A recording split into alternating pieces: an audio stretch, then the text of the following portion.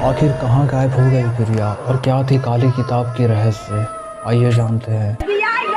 प्रिया को किताब पढ़ने का बहुत शौक होता है। आए दिन वो किताब की तलाश में बाजार में भटकते रहती है। एक दिन प्रिया किताब की तलाश में नया बाजार की एक दुकान में पहुंची। जहाँ उसे एक अजीब सी किताब मिलती है जिसमें लिखा हुआ था काली छाया।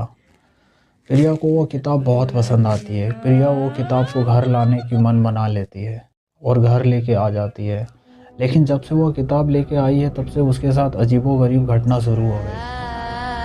प्रिया को तो पहले ये नॉर्मल लगा, लेकिन कुछ दिन बाद उसे एहसास हुआ कि कुछ ना कुछ गड़बड़ है। कुछ दिन बीत गया तो फिर से वो किताब पढ़ने का सोची, और जब भी वो किताब पढ़ती तो उसे लगता कि कमरे में कोई है जो उसको देख रहा हो, लेकिन फिर भी वो इग्नोर करती हुई कई दिन बीत गया। फिर एक रात जब वो किताब पढ़ रही होती है तो उसके कमरे की अचानक से लाइट चली जाती है।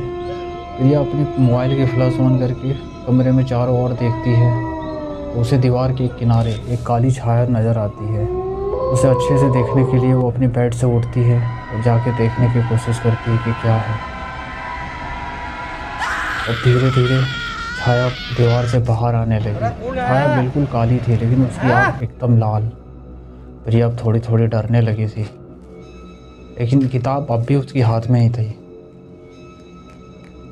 प्रिया ने हिम्मत करते हुए फिर से बेड पे आने की कोशिश की और बैठ गई और फिर से किताब पढ़ने लगी। अब धीरे धीरे छाया दीवार से बाहर निकलने लगी।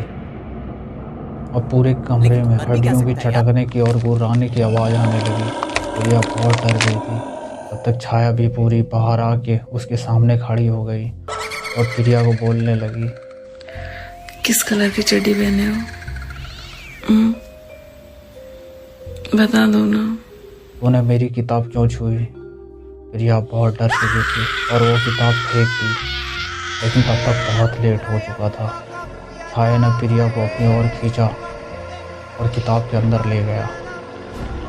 जब सुबह हुई तब उसके अड़ोस पड़ोस से पूछा गया कि प्रिया कहाँ गई, तो अड़ोस पड़ोस वालों ने बताया कि प्रिया कहाँ गई किसी को नहीं पता। उस किताब से बहुत सारे लोगों की चिल्लाने की आवाज़ आती है आज भी।